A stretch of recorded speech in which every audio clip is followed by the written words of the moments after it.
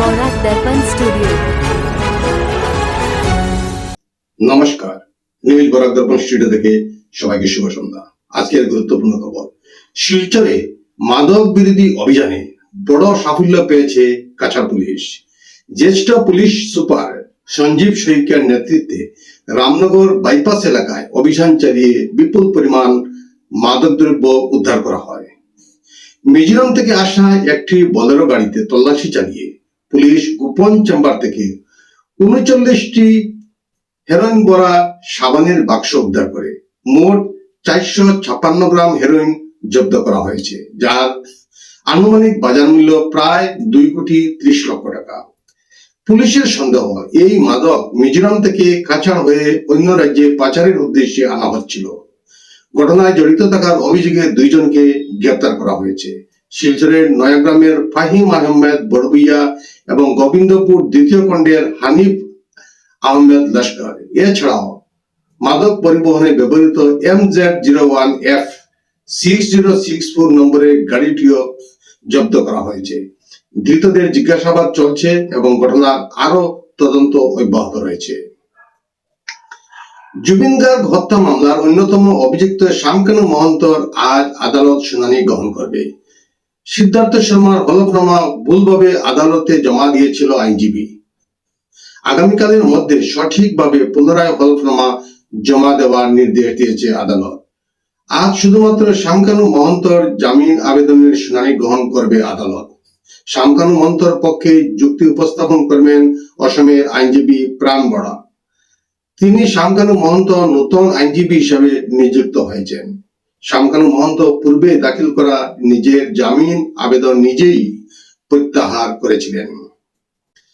অসমের মুখ্যমন্ত্রী ডক্টর হিমন্ত বিশ্ব শর্মা পশ্চিমবঙ্গ নির্বাচনের দাবি করেছেন যে এবার রাজ্যে বিজেপি ডাবল সেঞ্চুরি করে ২০০টিরও বেশি আসনে জিতবে এবং সরকার গঠন করবে। মাদারিহাটের বীরপাড়া সভায় তিনি জানান, ২৩ ও ২৯ তারিখের ভোটের পর বিজেপির জয় নিশ্চিত। প্রচারের সময় তিনি মমতা ব্যানার্জির সরকারের সমালোচনা করে অনুপ্রবেশ শ্রমিক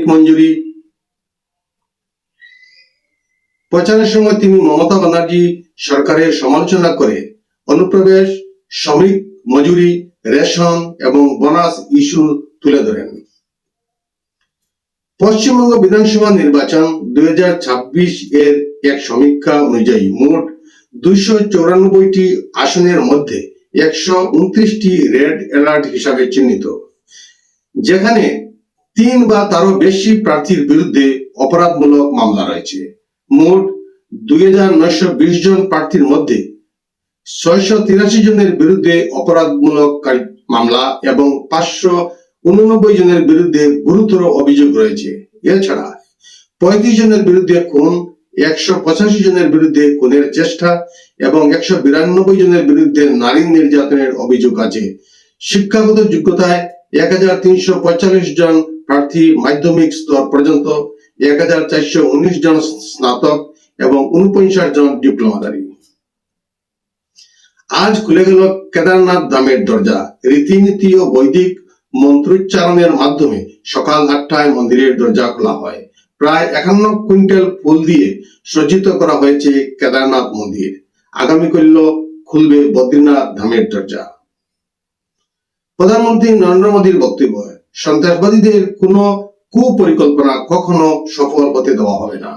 পহেলগাঁও হামলার ১ বছর পূর্তি উপলক্ষে নিহতদের প্রতি শ্রদ্ধা জানান প্রধানমন্ত্রী। তিনি বলেন, দেশ শোকাহত হলেও সন্ত্রাসবাদের বিরুদ্ধে লড়াইয়ে ভারতের সংকল্প অটুট থাকবে। IRGC হরমুজ প্রণালীতে 2টি পণ্যবাহী জাহাজে গুলি চালায়, যা ঘটে ডোনাল্ড ট্রাম্পের যুদ্ধবিরতি বাড়ানোর ঘোষণার কয়েক ঘন্টার মধ্যেই। ব্রিটেনের UK মেরিটাইম ট্রেড অপারেশনস জানায়, কোনো সতর্কতা ছাড়াই একটি জাহাজের উপর হামলা হয় এবং সেটি ব্রিজ ক্ষতিগ্রস্ত হয়। ইরানের দাবি, জাহাজটি সতর্কবার্তা অমান্য করায় সমুদ্র আইন অনুযায়ী ব্যবস্থা নেওয়া হয়েছে। এদিকে ইরান জানায়, আমেরিকা হরমুজে নৌ অবরোধ তুলে দিলে তারা হামলা বন্ধ করে আলোচনায় বসবে। ডোনাল্ড ট্রাম্প ঘোষণা করেন, ইরান এর সঙ্গে যুদ্ধবিরতির মেয়াদ বাড়ানো হচ্ছে। পাকিস্তানের অনুরোধে। তবে হরমুজ প্রণালী ঘিরে মার্কিন নৌ অবরোধ আগের মতোই চালু থাকবে। পাকিস্তানের দ্বিতীয় দফায় শান্তি বৈঠক হওয়ার কথা থাকলেও তা অনিশ্চিত হয়ে পড়েছে। ইরানের ভিতরে মতবিরোধ থাকায় আলোচনা এগোতে সমস্যা হচ্ছে বলে দাবি আমেরিকার। অন্যদিকে ইরান জানিয়েছে চাপের মুখে তারা আলোচনায় বসবে না। মার্কিন প্রেসিডেন্ট ডোনাল্ড ট্রাম্পের উদ্যোগে গঠিত বোর্ড অব পিস যুদ্ধবিধ্বস্ত গাজা পুনর্গঠনের জন্য সক্রিয় হয়েছে। সম্প্রতি দুবাইয়ের লজিস্টিক সংস্থা ডিপি ওয়ার্ল্ড এর সঙ্গে গোপন বৈঠক করেছে তারা। প্রায় 500 কোটি ডলারের বেশি আর্থিক সহায়তা আশ্বাস দিয়েছে, যার বড় অংশের কাজ পেতে পারে ডিপি ওয়ার্ল্ড।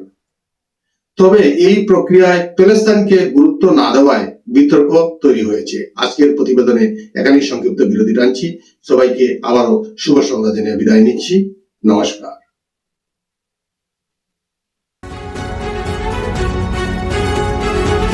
न्यूज बोरा दर्पण स्टूडियो।